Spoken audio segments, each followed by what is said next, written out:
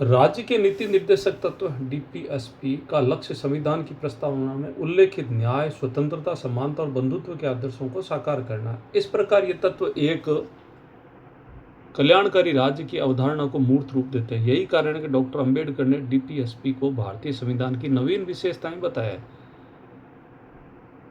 अनुच्छेद 36 कहता है कि इस भाग में जब तक कि संदर्भ में अन्यथा अपेक्षित नहीं हो, राज्य का वही अर्थ होगा जो भाग 3 मूल अधिकार के अनुच्छेद 12 के अंतर्गत है। इस प्रकार निर्देशक तत्व न केवल केंद्र और राज्य सरकारों बल्कि सभी स्थानीय प्राधिकारियों, नगर पालिकाओं, पंचायतों, सरकारी निगमों, अन्य वैधानिक निकायों पर लागू होते हैं जहां तक वे कानून बनाने, नीति निर्धारित करने में सक्षम है। यह परिभाषा महत्वपूर्ण है क्योंकि यह सुनिश्चित करती है कि निर्देशक तत्वों का दायरा व्यापक है।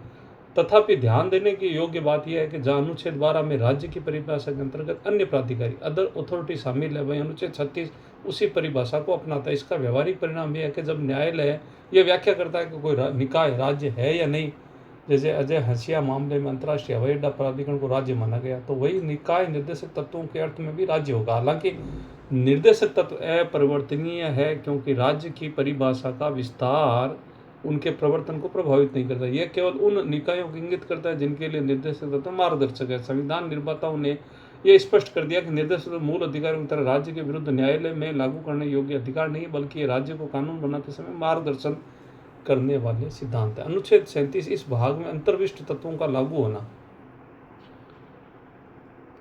निर्देशक तत्वों की प्रकृति और प्रभाव स्पष्ट करता है। अनुच्छेद 37 ये दो अलग अलग बातें कहता है। एक, इस भाग में निहित प्रावधान किसी भी न्यायालय द्वारा प्रवर्तित नहीं होंगे, अर्थात कोई व्यक्ति निर्देशक तत्व के उल्लंघन के लिए न्यायालय में याचिका दायर नहीं कर सकता।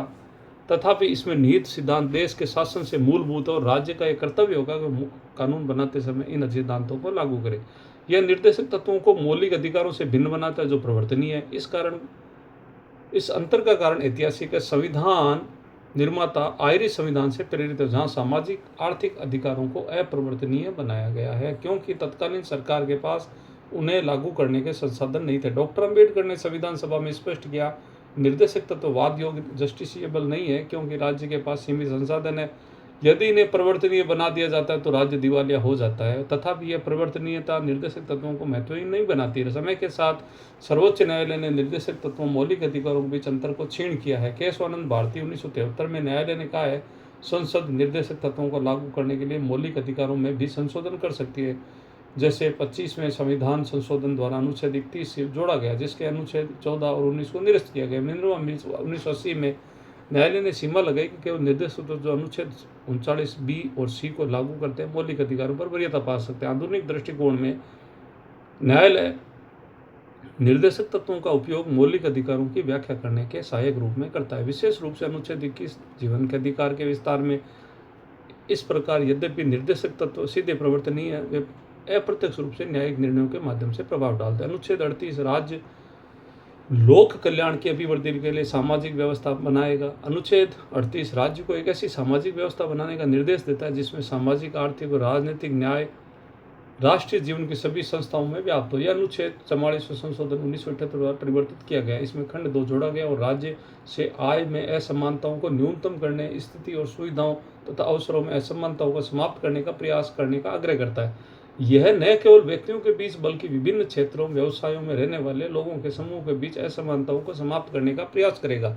यह अनुच्छेद निर्देशक तत्वों को सबसे व्यापक है। पूरे भाग 4 में लक्ष्य को संक्षेप में प्रस्तुत करता है। सामाजिक न्याय का अर्थ है समाज के सभी वर्गों, विशेष रूप से कमजोर और वंचित वर्गों को उनके साथ होने वाले ऐतिहासिक अन्याय से मुक्ति दिलाना। आर्थिक न्याय का अर्थ है कि धन का वितरण इस प्रकार हो कि कोई अत्यधिक अमीर और कोई अत्यधिक गरीब न रहे। यह समाजवादी अर्थव्यवस्था की ओर इशारा करता है।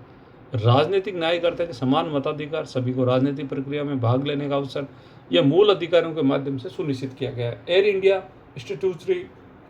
Statutory corporation United labour India 1997 में सर्वोच्च न्यायालय ने कहा है कि न्याय की अवधारणा केवल कानूनी न्याय तक सीमित नहीं है बल्कि सामाजिक आर्थिक न्याय भी इसमें सम्मिलित है। सामाजिक न्याय का अभिन्न अंग है। यह अनुच्छेद राज्य को कल्याणकारी राज्य, वेलफेयर स्टेट की अवधारणा की ओर उन्मुख करता है जहां राज्य का केवल पुलिस राज्य होना पर्याप्त नहीं है बल्कि वह नागरिकों के कल्याण के लिए सक्रिय भूमिका निभा। इसी अनुच्छेद के प्रकाश में ही सरकार ने गरीबी उन्मूलन कार्यक्रम जैसे मनरेगा, सार्वजनिक वितरण प्रणाली, पीडीएस और आरक्षण नीतियां बनाई है। यद्यपि यह परिवर्तनीय है, न्यायालय इसका उपयोग उन कानूनों की व्याख्या करने में करता है जो समानता और असमानता को कम करने से संबंधित है। 2025-26 में आई असमानता के आंकड़ों जहां शीर्ष 1% के पास देश की संपत्ति का बड़ा भाग है, ने इस अनुच्छेद की प्रभावी क्रियान्वयन में पुनः बहस छेड़ दी है। अनुच्छेद 39 राज्य द्वारा अनुसरणीय कुछ नीति तत्व। अनुच्छेद 39(6) विशिष्ट नीति निर्देशक तत्वों की सूची देता है जिन्हें राज्य अपनी नीतियों का अनुसरण करेगा। नागरिक पुरुषों और महिलाओं को समान रूप से आजीविका के पर्याप्त साधनों पर अधिकार हो। समुदाय के भौतिक संसाधनों में स्वामित्व और नियंत्रण इस प्रकार वितरित किया जाए कि सामान्य हित सर्वोत्तम रूप से साधित हो। आर्थिक प्रणाली का संचालन इस प्रकार न हो कि धन और उत्पादन के साधनों का संकेंद्रण सामान्य हानि के लिए हो। समान कार्य के लिए पुरुषों और महिलाओं को समान वेतन मिले। श्रमिकों, पुरुष और महिला, बच्चे के स्वास्थ्य, शक्ति का सदुपयोग हो। नागरिक आर्थिक और आवश्यकता के कारण अपनी आयु और शक्ति के अनुपयोग साथ व्यवसाय में प्रवेश करने को बाध्य न हो। बच्चों को स्वस्थ विकास और स्वतंत्रतापूर्ण गरिमापूर्ण परिस्थितियों में विकसित होने के अवसर और सुविधाएं मिले तथा बचपन और युवावस्था का शोषण और नैतिक भौतिक परित्याग का संरक्षण किया जाए।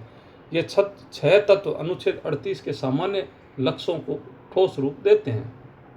खंड के आजीविका के पर्याप्त साधन का अर्थ है कि केवल रोजगार नहीं बल्कि आजीविका लिवलीहुड है जिसमें स्वरोजगार, कृषि, व्यापार आदि शामिल है। खंड ख और ग समाजवादी अर्थव्यवस्था के आधार हैं जो संकेंद्रण को रोकने, संसाधनों के वितरण पर बल देते हैं। यही कारण है कि भारत में एकाधिकार विरोधी कानून, कंपटीशन एक्ट बनाए गए हैं। खंड ग समान वेतन के लिए समान पारिश्रमिक अधिनियम 1976 बनाया गया है। खंड ड बाल श्रम और अस्वास्थ्यकर कार्य परिस्थितियों पर रोक लगाने का आधार है जिसके तहत बाल श्रम निषेध और विनिमय अधिनियम 1986 बनाया गया। खंड च ने बच्चों के सर्वांगीण विकास की आवश्यकता को रेखांकित किया। 42वें संविधान संशोधन 1976 ने खंड च को संशोधित किया ताकि राज्य की सक्रिय भूमिका पर बल दिया जा सके। सर्वोच्च न्यायालय ने यूनिकनेशनल 1993 में खंड क और च की व्याख्या करते हुए शिक्षा के अधिकार को अनुच्छेद 21 से व्युत्पन्न किया क्योंकि 86 में संशोधन का मार्ग प्रशस्त किया गया। यह प्रावधान राज्य को केवल न्यूनतम राज्य मिनिमल स्टेट नहीं बल्कि सक्रिय हस्तक्षेपकारी राज्य इंटरवेंशनिस्ट स्टेट बनाने का निर्देश देते हैं। अनुच्छेद 39 क अनुच्छेद 39 क समान न्याय और निःशुल्क विधिक सहायता। अनुच्छेद 39 के 42वें संशोधन 1976 द्वारा जोड़ा गया जो राज्य से यह सुनिश्चित करने का आग्रह करता है कि विधिक प्रणाली का संचालन समान अवसर के साथ साथ न्याय को बढ़ावा दे और विशेष रूप से उपयुक्त विधान या योजनाओं द्वारा निःशुल्क विधिक सहायता प्रदान करे ताकि आर्थिक व अन्य अक्षमताओं के कारण किसी नागरिक को न्याय प्राप्त करने के अवसरों से वंचित न रहना पड़े। यह अनुच्छेद न्याय तक पहुंच एक्सेस टू जस्टिस की अवधारणा को मूर्त रूप देता है। यह स्वीकार करता है कि कानूनी अधिकार तब तक अर्थहीन है जब तक उन्हें लागू करने का साधन उपलब्ध न हो। गरीबी अक्सर न्याय प्रणाली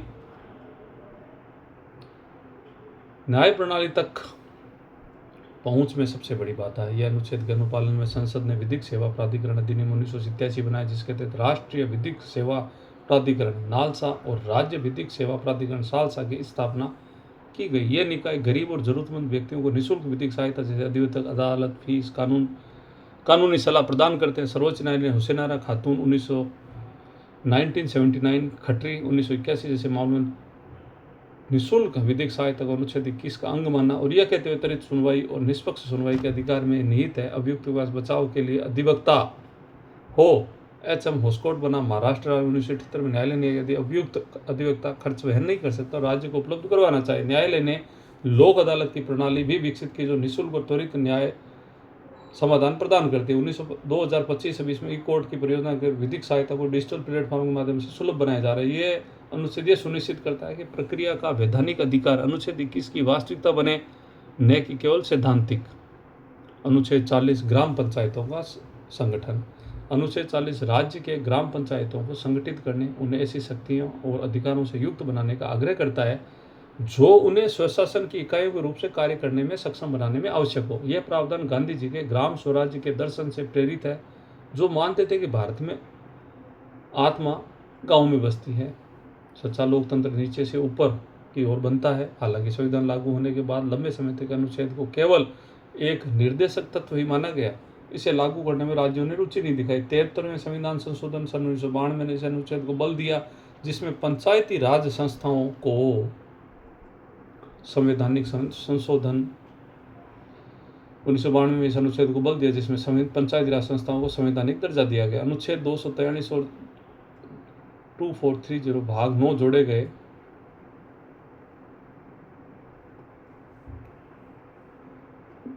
अब पंचायतों का गठन लगभग अनिवार्य होगा। प्रत्येक राज्य में त्रिस्तरीय पंचायतें, ग्राम, मध्यवर्ती और जिला है, और पंचायत चुनाव नियमित रूप से होते हैं। इस अनुच्छेद के तहत स्वशासन का अर्थ है कि पंचायतों को स्थायी नए मामलों में निर्णय लेने की शक्ति हो, जैसे कर लगाना, योजनाएं बनाना, कार्यान्वयन करना। 11वीं अनुसूची में 29 विषय सूचीबद्ध है, जैसे कृषि, सिंचाई, पशुपालन, मत्स्य पालन, सामाजिक वानिकी, लघु उद्योग, पेयजल, सड़कें, गरीबी उन्मूलन, शिक्षा, स्वास्थ्य, जो पंचायतों के अधिकार क्षेत्र में। न्यायालयों ने BBNN शास्त्री बनाम राजस्थान राज्य 2003 में कहा, यदि ग्राम राज्य पंचायतों को धन तथा शक्ति हस्तांतरित करने में विफल रहता है तो अनुच्छेद 40 की भावना का उल्लंघन है, यद्यपि यह अपरिवर्तनीय है। 73वें संविधान संशोधन में पंचायती राज संस्थाएं मौलिक अधिकारों की तरह परिवर्तनीय हो गई है। 2025-26 में कई राज्यों में पंचायतों के लिए प्रत्यक्ष वित्तीय हस्तांतरण की मांग उठ रही है, जिससे अधिक सशक्त हो सके। अनुच्छेद 41-41 कुछ दशाओं में काम, शिक्षा और लोक सहायता पाने का अधिकार। अनुच्छेद 41 राज्य से अपनी विधिक क्षमता, विकास की सीमाओं के भीतर काम करने का अधिकार, शिक्षा का अधिकार, बेरोजगारी, वृद्धावस्था, बीमारी, निर्योग्यता तथा अन्य अवांछित अभावों के मामलों में सार्वजनिक सहायता सुनिश्चित करने के लिए प्रभावी उपबंध करने का आग्रह करता है। यह अनुच्छेद कल्याणकारी राज्य की अवधारणा का एक मूर्त रूप है। ध्यान देने योग्य बात यह है कि काम का अधिकार एक सकारात्मक अधिकार है। राज्य प्रत्येक नागरिक को रोजगार देने के लिए बाध्य नहीं, किंतु वैसी योजनाएं बनाने का प्रयास करेगा। इसी प्रावधान के तहत सरकार ने महात्मा गांधी राष्ट्रीय ग्रामीण रोजगार गारंटी अधिनियम मनरेगा 2005 बनाया, जो प्रत्येक ग्रामीण परिवार को 100 दिनों का रोजगार गारंटी देता है। शिक्षा का अधिकार मौलिक अधिकार अनुच्छेद 21 के बन चुका है, किंतु अनुच्छेद 41 के अंतर्गत शिक्षा का अर्थ केवल प्राथमिक शिक्षा नहीं बल्कि उच्चतर शिक्षा भी हो सकता है, यद्यपि राज्य की आर्थिक क्षमता की सीमा के अधीन हो।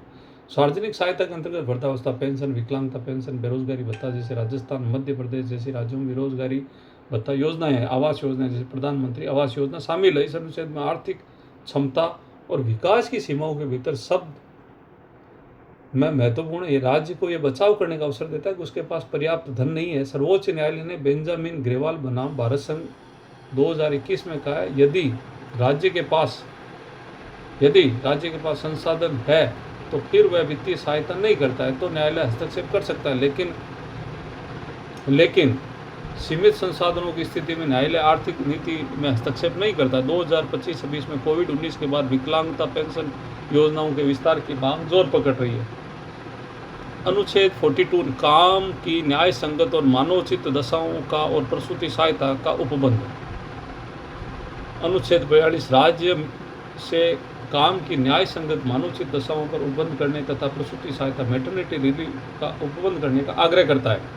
यह अनुच्छेद औद्योगिक क्रांति के बाद उत्पन्न शोषणकारी कार्य स्थिति की प्रतिक्रिया था, जो काम की न्याय संगत और मानवोचित दशाओं में शामिल है। कार्यों के घंटों की सीमा जैसे फैक्ट्रीज अधिनियम 1948 के तहत अधिकतम 48 घंटे सप्ताह, सुरक्षा उपाय जैसे अग्निशमन, वेंटिलेशन और मशीनों में सुरक्षा कवच, आराम और अवकाश जैसे साप्ताहिक अवकाश, वार्षिक अवकाश, स्वास्थ्य सेवाएं जैसे कारखानों में प्राथमिक चिकित्सा केंद्र, गर्मी, ठंड, शोर और धूल से सुरक्षा, प्रसूति सहायता केंद्र, प्रसूति अवकाश, प्रसूति लाभ, मैटरनिटी बेनिफिट और प्रसव के दौरान चिकित्सा सहायता शामिल है। इस अनुच्छेद के क्रियान्वयन में तो संसद ने प्रसूति लाभ अधिनियम 1961 बनाया, जो महिला कर्मचारियों को 12 सप्ताह का प्रसूति अवकाश देता था। 2017 में संशोधित ने 26 सप्ताह का कर दिया। इसके अतिरिक्त समान पारिश्रमिक अधिनियम 1976 में इसी अनुच्छेद की भावना को आगे बढ़ाता है। सर्वोच्च न्यायालय ने CESC बनाम सुभाष चंद्र बोस 1992 में कहा, मानवोचित दशाओं में कार्यस्थल पर यौन उत्पीड़न से सुरक्षा भी शामिल है, जिसके परिणाम स्वरूप यौन उत्पीड़न निवारण अधिनियम 2013 बना। न्यायालय ने विशाखा बनाम राजस्थान राज्य 1997 में दिशा निर्देश जारी किए, जो अब तक अधिनियम में समाविष्ट है। यह अनुच्छेद केवल कारखानों तक लागू नहीं है, बल्कि सभी प्रकार के प्रतिष्ठानों, सरकारी, निजी, औपचारिक, अनौपचारिक पर लागू होता है। 2025-26 में gig economy, Zomato, Uber, Swiggy में काम करने वाले के लिए मानवोचित दशाओं की परिभाषा पर बहस चल रही, जहाँ कोई नियत कार्य घंटे सुरक्षा नियम लागू नहीं। अनुच्छेद 43 कर्मकारों के लिए निर्वाह मजदूरी आदि। अनुच्छेद 43 राज्य के उपयुक्त विधान अर्थात विधान या आर्थिक संगठन किसी अन्य रीति से सभी कर्मकारों, कृषि, औद्योगिक या अन्य के लिए कार्य निर्वाह मजदूरी, लिविंग वेज काम की ऐसी दशाएं जो सभ्य जीवन स्तर और सामाजिक तथा सांस्कृतिक अवसर पूर्ण उपभोग सुरक्षित करने का प्रयास करने का आग्रह करता है और विशेष रूप से राज्य ग्रामीण क्षेत्रों में व्यक्तिगत तथा सहकारी आधार पर कुटीर उद्योगों को बढ़ावा देने का प्रयास करेगा। निर्वाह मजदूरी में लिविंग वेज न्यूनतम मजदूरी मिनिमम वेज से भिन्न है। न्यूनतम मजदूरी इतनी होती है कि श्रमिक जीवित रह सके, जिसमें निर्वाह मजदूरी इतनी होती है कि श्रमिक और उसका परिवार सभ्य जीवन जी सके, जिसमें शिक्षा, स्वास्थ्य, मनोरंजन, बचत आदि शामिल है। इस अनुच्छेद ने न्यूनतम मजदूरी अधिनियम 1948 जो न्यूनतम मजदूरी निर्धारित करता है और असमानता निवारण अधिनियम 1976 जैसे कानूनों को प्रभावित किया। कुटीर उद्योगों के संवर्धन के लिए खाद्य और ग्रामोद्योग KVIC की स्थापना की गई। कोल्हापुर चीनी मिल मजदूर संघ बनाम कोल्हापुर चीनी मिल 2023 में सर्वोच्च न्यायालय ने कहा है निर्वाह मजदूरी निर्धारित करते समय महंगाई दर, श्रमिक के परिवार का आकार, स्थानीय जीवन स्तर को ध्यान में रखा जाना चाहिए। तथापि न्यायालय ने यह भी कहा कि राज्य की आर्थिक क्षमता एक सीमा है, इसलिए निर्वाह मजदूरी एक लक्ष्य न कि तत्काल दायित्व है। 2025-26 में असंगठित क्षेत्र के श्रमिकों जो कुल श्रम बल का 90% से अधिक है। न्यूनतम मजदूरी संहिता 2020 और 29 केंद्रीय श्रम कानूनों को समेकित करती है। क्रियान्वयन में मजदूरी निर्वाह मजदूरी की ओर बढ़ने की उम्मीद है। यह अनुच्छेद 42 के साथ मिलकर श्रमिकों के सम्मानजनक जीवन को आधार प्रदान करता है। अनुच्छेद 43 के उद्योगों के संबंध में कर्मकारों का भाग लेना। अनुच्छेद 43 के उद्योगों के प्रबंध में कर्मकारों को भाग लेना।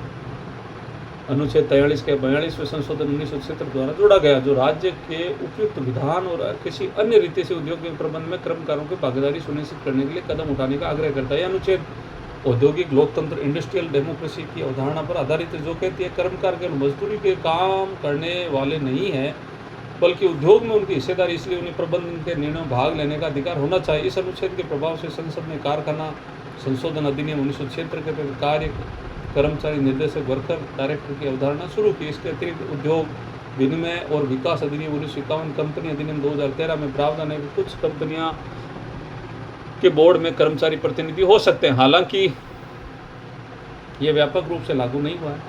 केवल कुछ सार्वजनिक क्षेत्र के उपक्रम जैसे सेल, भेल में कर्मचारी निर्देशक, निजी क्षेत्र में कर्मकारों की भागीदारी मुख्यतः कार्य समितियों, वर्क्स कमेटी, संयुक्त परामर्श समितियों, ज्वाइंट कन्वेंशन कमेटी एवं तक सीमित है। यह अनुबंधकारी नहीं है। कार्यालय एवं दुकान कर्मचारी संघ बनाम कोलकाता नगर निगम 2009 में न्यायालय ने कहा अनुच्छेद 43 का एक निर्देशक तत्व है, इसलिए किसी राज्य कानून नहीं बनाता तो न्यायालय हस्तक्षेप नहीं कर सकता। तथापि न्यायालय ने कर्मकार संघों को सुझाव दिया कि प्रबंधन के साथ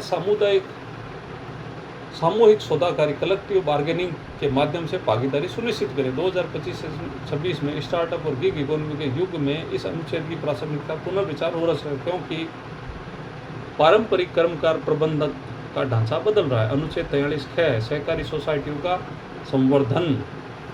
अनुच्छेद 43 ख 97 संशोधन 2011 द्वारा जोड़ा गया, जो राज्य से सहकारी सोसाइटियों के स्वैच्छिक गठन, स्वायत्त कामकाज, लोकतांत्रिक नियंत्रण और पेशेवर प्रबंधन को बढ़ावा देने का प्रयास करने का आग्रह करता है। यह अनुच्छेद सहकारी आंदोलन को संवैधानिक मान्यता देता है। सहकारिता भारत में पुरानी अवधारणा जैसे सहकारी बैंक, दुग्ध सहकारी बैंक जैसे अमूल, ग्रामीण विपणन सहकारी समितियाँ। 97वें संविधान संशोधन ने एक नया भाग 9B अनुच्छेद 243ZH और 243ZT जोड़ा गया, जिसने सहकारी समितियों को संवैधानिक दर्जा दिया और अनुच्छेद 43 ख को निर्देशक तत्वों से जोड़ा गया। यह अनुच्छेद सुनिश्चित करता है कि राज्य सहकारी समितियों को बढ़ावा दे और साथ ही स्वायत्त कामकाज में हस्तक्षेप न करे, क्योंकि 97वें संशोधन को गुजरात राज्य सहकारी बैंक संघ बनाम भारत संघ 2022 में चुनौती दी गई, जहां न्यायालय ने भाग 9B के कुछ प्रावधानों जैसे सदस्यों के अधिकार, चुनाव प्रक्रिया को राज्य सूची के विषय से हस्तक्षेप बताते हुए असंवैधानिक ठहराया, किंतु अनुच्छेद 43 के निर्देशक तत्व को बरकरार रखा। 2025-26 में multi state cooperative society act 2002 के तहत सहकारी समितियों के लिए चुनाव करवाने का दायित्व राज्यों पर है और केंद्र ने एक राष्ट्रीय सहकारी डेटाबेस NCD बनाने का प्रस्ताव दिया। अनुच्छेद ग्रामीण अर्थव्यवस्था और अमूल मॉडल जैसे सफल सहकारी प्रयोग को प्रोत्साहित करता है। अनुच्छेद 44 नागरिकों के लिए एक समान सिविल संहिता, नागरिकों के लिए समान सिविल संहिता अनुच्छेद 44। अनुच्छेद 44 सबसे विवादास्पद और चर्चित निर्देशक तत्वों में से एक है। यह राज्य से यह प्रयास करने का आग्रह करता है कि वो भारत के राज्य क्षेत्र में नागरिकों के लिए समान सिविल संहिता, यूनिफॉर्म सिविल कोड सुनिश्चित करे, सुरक्षित करे। एक समान सिविल संहिता का अर्थ है कि सभी नागरिकों के लिए धर्म की परवाह किए बिना एक समान नागरिक कानून हो। विशेष रूप से विवाह, तलाक, उत्तराधिकार, गोद लेना, संपत्ति और अभिवरण, मेंटेनेंस के मामलों में वर्तमान में हिंदुओं के लिए हिंदू कोड बिल और मुसलमानों के लिए मुस्लिम पर्सनल लॉ शरीयत अधिनियम 1937 लागू है। हिंदू और मुस्लिम कानूनों में काफ़ी अंतर है। उदाहरण के लिए बहुविवाह मुसलमानों के लिए अनुमत है, 4 पत्नियां, जबकि हिंदुओं के लिए दंडनीय अपराध है। तलाक की प्रक्रिया भिन्न है। उत्तराधिकार में मुस्लिम महिला को पुरुष की तुलना में आधा हिस्सा मिलता है, जबकि हिंदू उत्तराधिकार अधिनियम 1956 2005 में संशोधित में पुत्रियों को पुत्रों के समान अधिकार दिए गए हैं। यह अनुच्छेद धर्मनिरपेक्षता और समानता के सिद्धांतों के साथ साथ महिलाओं के अधिकारों के संदर्भ में महत्वपूर्ण है। सर्वोच्च न्यायालय ने साबानो केस 1985 में अनुच्छेद 44 का उल्लेख करते हुए एक मुस्लिम महिला को तलाक के भरण पोषण दिलाने में सहायता की, तथापि संसद ने उस निर्णय को मुस्लिम महिला तलाक अधिकारों का संरक्षण अधिनियम 1986 के माध्यम से पलट दिया, जिसमें तलाकशुदा मुस्लिम महिला को केवल इद्दत अवधि के लिए भरण पोषण दिया गया। बाद में डेनियल लतीफ़ी बनाम भारत संघ 2001 में न्यायालय ने फिर इसे स्पष्ट किया कि क्रिमिनल प्रोसीजर कोड की धारा 125 और सभी धर्मों पर लागू होती है। तलाकशुदा मुस्लिम महिलाओं को लागू होगी, अतः भरण पोषण देना होगा। सायरा बानो बनाम भारत संघ 2017 में न्यायालय ने तलाक बिद्दत 3 तलाक को तुरंत उच्चारण करने की प्रथा को असंवैधानिक करार दिया। 2023 में उत्तराखंड राज्य ने समान सिविल संहिता यूसीसी विधेयक पारित किया और यह स्वतंत्रता के बाद पहला राज्य जहां यूसीसी लागू किया। इससे अनुच्छेद 44 पर पुनः राष्ट्रीय बहस छिड़ गई है। गोवा में पहले से ही पुर्तगाली सिविल संहिता लागू है, जो एक समान है। इस 2026 के संदर्भ में केंद्र सरकार ने भी एक राष्ट्रीय यूसीसी का मसौदा तैयार करने का आश्वासन दिया, लेकिन अल्पसंख्यक समुदायों के विरोध के कारण ये अभी भी राजनीतिक रूप संवेदनशील है। अनुच्छेद 45 6 वर्ष से कम आयु के बच्चों के लिए प्रारंभिक बाल्यावस्था, देखरेख और शिक्षा का उपबंध। अनुच्छेद 45 मूल संविधान यह कहता है कि राज्य इस संविधान के प्रारंभ से 10 वर्ष के भीतर सभी बच्चों को 14 वर्ष की आयु पूर्ण करने तक निःशुल्क और अनिवार्य शिक्षा प्रदान करने का प्रयास करा गया। तथापि 86वें संशोधन 2002 ने अनुच्छेद 21 के शिक्षा का मौलिक अधिकार जोड़ दिया। 6 से 14 वर्ष के बच्चों के लिए निःशुल्क और अनिवार्य शिक्षा सुनिश्चित करता है कि परिणाम स्वरूप अनुच्छेद 45 का स्वरूप बदल दिया गया। अब यह कहता है राज्य 6 वर्ष से कम आयु के सभी बच्चों के लिए प्रारंभिक बाल्यावस्था, देखरेख, अर्ली चाइल्डहुड केयर और शिक्षा का उपबंध करने का प्रयास करेगा, जब तक कि वे 6 वर्ष की आयु की पूरी नहीं कर ले। इस प्रकार अनुच्छेद 45 अब 0 से 6 वर्ष के बच्चों को प्री स्कूल के लिए है, जबकि 6 से 14 वर्ष के बच्चों के लिए अनुच्छेद 21 के है। प्रारंभिक बाल्यावस्था, देखरेख का अर्थ है आंगनबाड़ी केंद्र, पोषण, पूरक आहार, टीकाकरण और प्री स्कूल शिक्षा। एकीकृत बाल विकास सेवा ICDS योजना 1975 के अनुरूप है, जो आंगनबाड़ी केंद्रों के माध्यम से 6 वर्ष के बच्चों, कम उम्र के बच्चों और गर्भवती स्तनपान करने वाली माताओं को पोषण और शिक्षा प्रदान करती है। सर्वोच्च न्यायालय ने PUCL बनाम भारत संघ 2001 में बाल श्रम का मामला निर्देश दिया है कि राज्य को ये सुनिश्चित करना चाहिए कि 6 वर्ष से कम उम्र के बच्चों को आंगनबाड़ी में नामांकित किया जाए, उन्हें पोषण दिया जाए। अनुच्छेद 45 के तहत प्रारंभिक शिक्षा अर्थ है संकीर्ण नहीं है, ये समग्र बाल विकास योजना कुपोषण, मृत्यु दर, शिक्षा पर केंद्रित है। 2025-26 में सरकार ने आंगनबाड़ी 2.0 योजना शुरू की, जिसमें डिजिटल लर्निंग, पोषण ट्रैकिंग शामिल है। यह अनुच्छेद सुनिश्चित करता है शिक्षा का अधिकार 6 वर्ष से पहले शुरू हो, न कि 6 वर्ष पर। धन्यवाद।